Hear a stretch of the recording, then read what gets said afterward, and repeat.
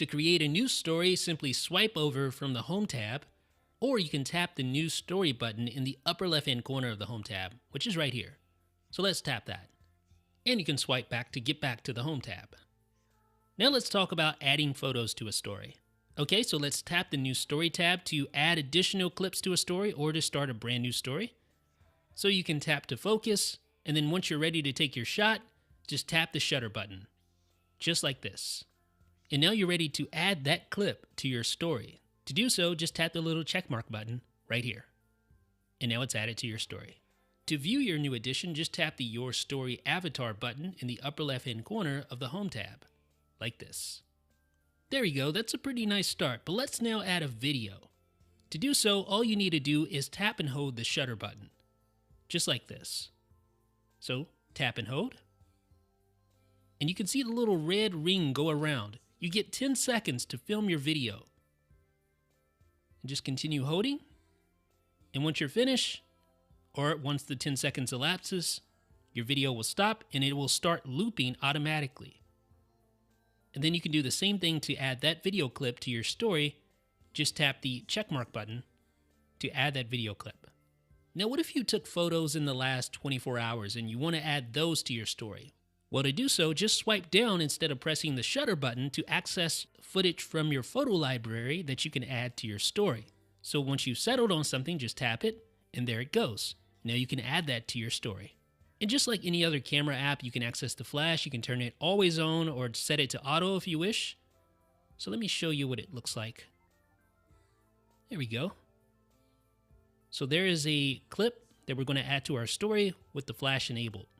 Now you can also use the interface to switch between your rear-facing and your front-facing camera. Now I'm using the front-facing camera, but I'm going to switch back to the rear-facing just by tapping that button there.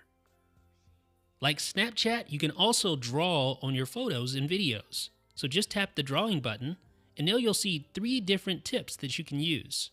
You have your normal tip, you have your highlighter, and you also have a glow tip. So here's the normal tip. And notice as you draw, the interface elements sort of fade out of view so that you can focus on your composition. And if you make a mistake, there is an undo button that you can use to undo, just like that. Now let's switch to the highlighter tip. This is a cool tip. It actually does work like a highlighter, so you're able to see through it, just like this. You can see the eye of the duck right there. All right, let me do some more highlights here. Now, when you keep highlighting over, you're going to notice that you're not able to see through it. So just keep that in mind. But if you keep it down to one layer, you're able to see through to the canvas below. And the glow tip is exactly like you might expect. Has a little glow. And this is an especially effective tool when using different colors. I'll show you that a little bit later. Okay, so now let's talk about how to change the stroke size. So if we tap this button here in the bottom left-hand corner, you can use the little slider to change the stroke size for any of the 3 markup tools that you have there. So we're going to select the normal tool, the regular marker tool, and you can see the stroke size is pretty big there. It's maximum size. So it takes up a lot of space with just a few strokes. We can adjust the stroke size down some. You can see it's adjusted there. And let's set it all the way down to the lowest setting, and you can see the stroke size is extremely thin now. Okay, so we'll undo all of that. Let's change our pen, and let's play with these larger stroke sizes with the glow tool.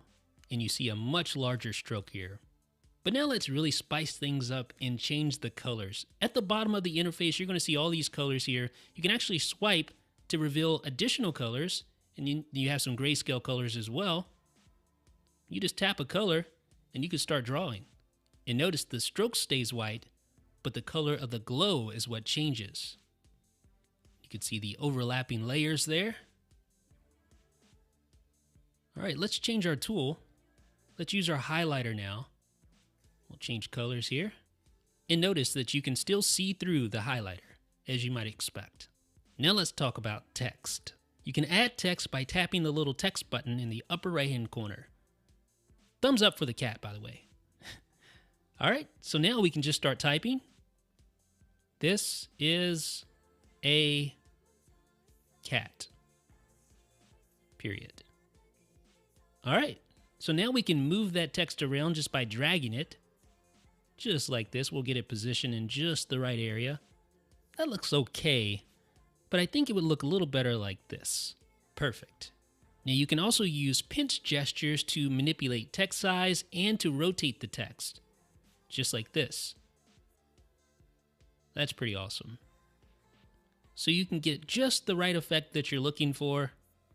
You can make the text really small or really large. You can rotate it. However you want it, you can do it. This is a cat, the sequel. But let's not forget about emoji. Now, it's true that you don't get dedicated sticker packs like you do on Snapchat, but you can still add emoji like you would any normal text, just like this.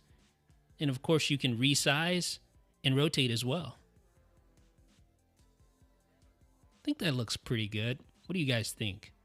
Now, Instagram is famous for its filters, so it only makes sense that you can use filters within your story. So once you take a photo or video, just simply swipe on the screen like this to switch between the various filters available.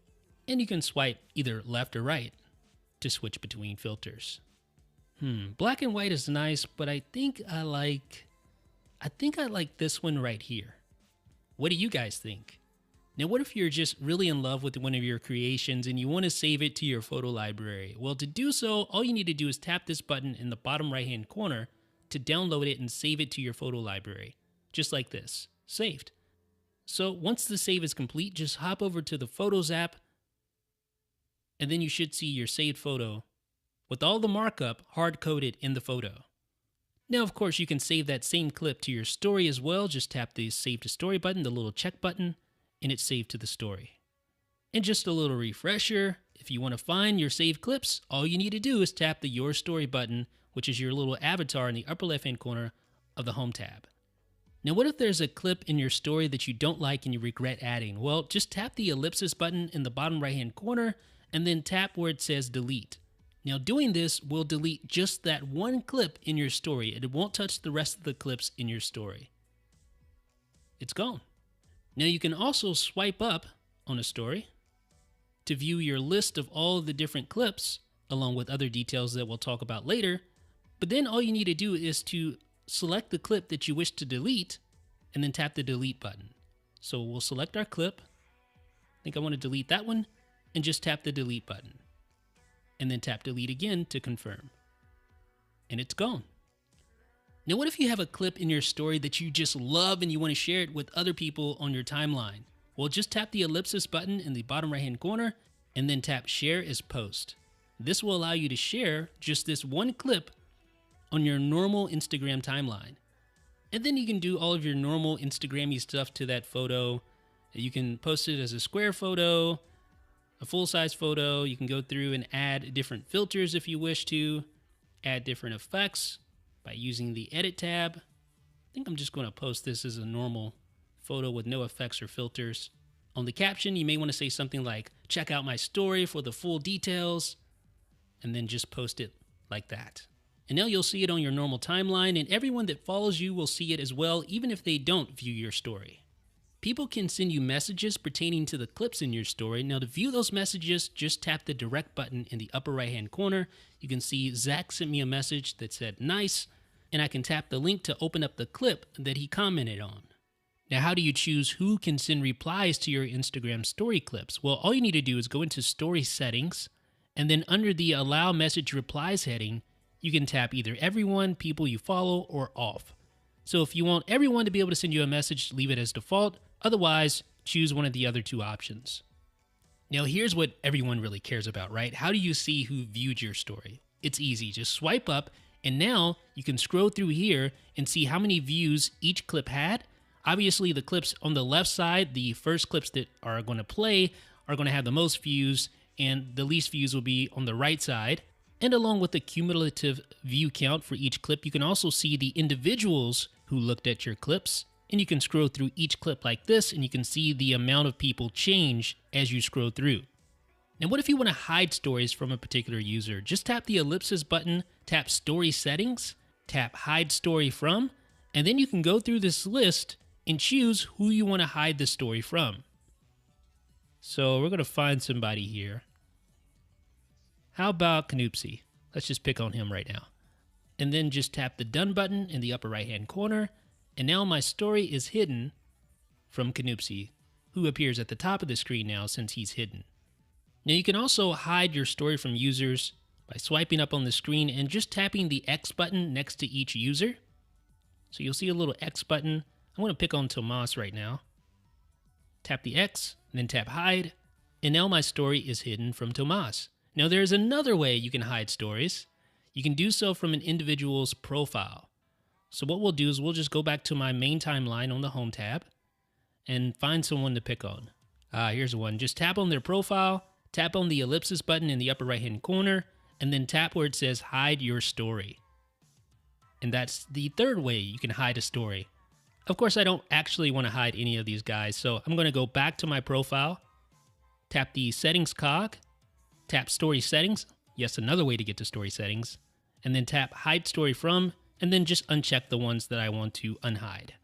And then tap done in the upper right hand corner. Super simple, super easy. Now, how do you view other people's stories? Well, just tap the home tab, scroll up to the very top of the screen, and you should see a list of all of these stories available. Of course, your story will be first, but if you scroll, you can see stories from all of those that you follow. And if you want to view them, just tap on a particular story. It'll start playing immediately and automatically advance to the next story once it's finished with the current story. Now, to dismiss a story, you can either swipe down or you can tap the little X button here in the upper right-hand corner. Now, there's another way to get to a story of someone you follow, and that's by tapping their avatar on the profile page. Now, notice here, nothing happens when I tap this avatar because they haven't yet posted a story, but you'll notice that users who have posted stories have a little circle ring around their avatar to denote the fact that they posted a story. So when I tap this avatar, it opens right up to Dom's story. Now, when someone you follow posts new content, you're going to see a little colored ring around their avatar. That indicates that there's new content within that story that you haven't yet seen.